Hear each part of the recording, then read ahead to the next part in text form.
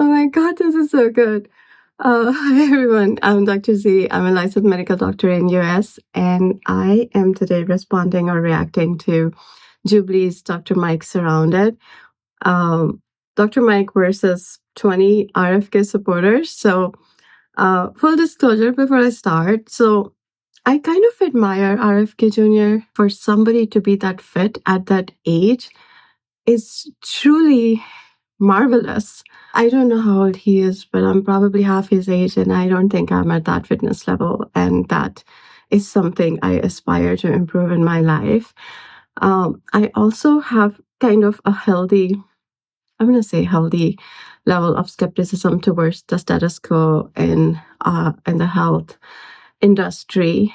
I do feel that the health of the country has gone downhill in the last 60 years in front of our eyes. In US, we went from having like maybe 15 to 20% of people having overweight or obesity issues to 70% of the population being overweight and obese. I am still working on my health and I'm proud of that number, but that is an abysmal state of affairs for the country or for the Department of Health. So my take on RFK Jr.'s being a health secretary is that, well, we've had other people try it, and I don't think we can get any worse than that. Our trajectory is pretty abominable. So I want to see, like, he has passion. He has like some ideas. I want to see if something can be done, because I am very, very, as a primary care physician who believes in preventive medicine, I am not happy with the state of the affairs. And as a naturalized US citizen, I worry about adopted country and the future we hold. So I want the health of the population to improve, and so I am very excited to see. Hi, I'm Dr. Mike, board certified family medicine physician. I'm going to pause it for 1 second. You know, another thing I'm very interested to see is that as a doctor, I feel that we have a certain personality, like most doctors, I would say, that we are not very confrontational. We, like, I don't know how else to say it. So I'm going to say it. It's kind of a weird way to say it, is we have a disability of, you know, like calling people out on BS, for lack of a better word. And so I don't know how he will tackle that. So, and most of our lives, we are trained to de-escalate the situation, to find common ground, and most of those, like episodes of like those talk shows I've watched, they're always extremely polarizing, extremely controversial, and there's never any common ground. So I don't know how. Another thing I'm excited to see is how does he handle himself, and if he is able to convince anyone otherwise. Or the claim is that RFK Jr. is decimating public health and should step down as Secretary of Health and Human Services. I don't think I agree with that premise. I mean, seriously, like, country's health has gone downhill in the last 60 years. He barely got in like this year. Are we going to blame everything that went downhill before his time on him and say he's decimating public health? Because it is abysmal as it is. For somebody to decimate that, there's like nothing really left to decimate, is my take on it. I feel like as a preventive medicine and lifestyle medicine and a primary care doctor, I fight an uphill battle every day. As a person who has had problems with being overweight and obese, I fight my personal battles every day. And I wish it was easier for a society to work on that and for the government to help in that. Is RFK Jr. making it worse? I don't know. Or the decimation? Yeah, certainly. The NIH, the CDC budgets for research have been absolutely decimated.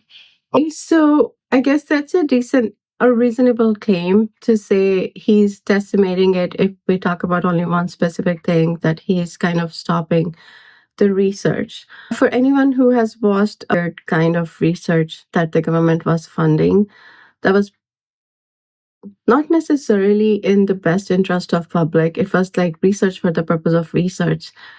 And so anyone who has watched any of those videos where the research dollars and the resources and the government money, the taxpayers' money for that matter, was being used for like dumb things that do not help humanity.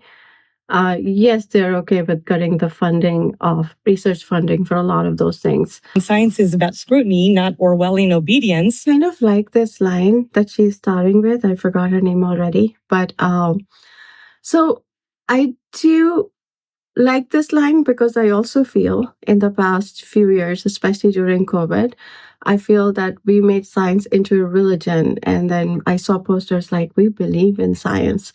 Well, the scientists are trying to figure out what is right thing to do. And like the scientists didn't believe in science, but the public is like, okay, we believe in science. It's also interesting, before people attack me, it's also interesting to say that um,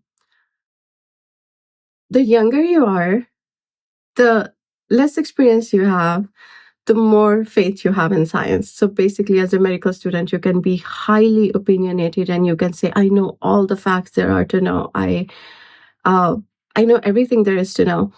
And as you go through life and as you become an attending, I have been practicing for more than 10 years, and then you get a bunch of humbling experiences.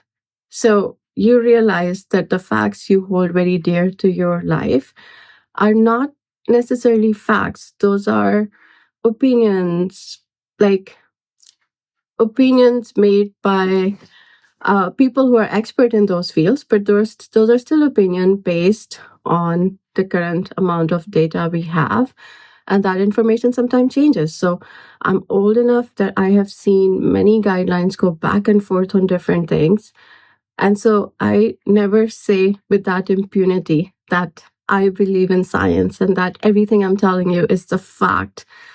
It's because everything is like, especially during COVID, everything was unprecedented. We were deciding things on the go. It was a fluid situation. It was never something that we could say 100% that, yes, we didn't make any mistake as a medical community.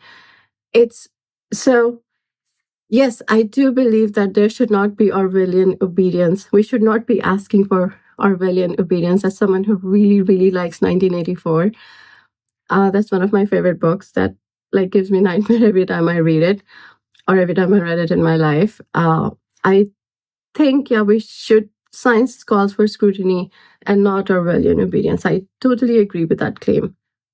We've terminated $3.8 billion into cancer, HIV, ALS, and maternal health. Okay, out of all of those things, I would say a lot of cancer research is industry funded because most of those cancer drugs are created by pharmaceutical companies who make I mean, and that I think that's one part where I feel like if they can create a drug that saves somebody from cancer, they deserve all the money they get from that. And I also do realize that most of the US bears most of the burden of all of those research things, and the other part of the world, just basically uses the same research to advance their healthcare. So, yeah, I I do feel that, yeah, maybe cancer, cutting down money from cancer research, ALS, um, but then those are broad topics. So I think for everything, devil is in the detail. Would Dr. Mike know? Or can I find out, or can you find out that is like what exactly in the cancer research the budget has been like? I mean, was there an oversight on like, okay, this trial is dumb, it's not even going to help cancer, but it is still under cancer research. So I would say, since I don't have those facts, I don't know for a fact. So I'm not that alarmed by it. for the diabetes prevention program as a lifestyle, as a doctor pursuing board certification in lifestyle medicine, I would say that's one of the hallmark trials where they looked at different lifestyle factors, and it has been ongoing for like more than 30 years. It is an amazing trial. Is it wise to stop it at 30-year mark? I would say so. Just because, like, I think we have all the answers for the lifestyle medicine. We have so much data already.